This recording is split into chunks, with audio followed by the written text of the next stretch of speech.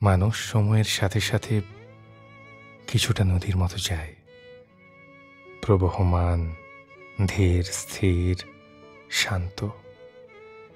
চঞ্চল উড়নচণ্ডী হাসি খুশি স্বভাবটা কেমন যেন হারিয়ে যায়। কিছুটা ছাড় দিয়ে, কিছুটা ছেড়ে দিয়ে মানুষ মানিয়ে নিতে শেখে।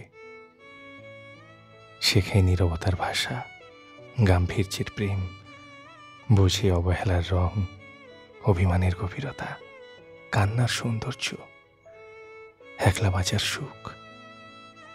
আরও কত কি অজানার সাথে পরিচয় হয় তখন।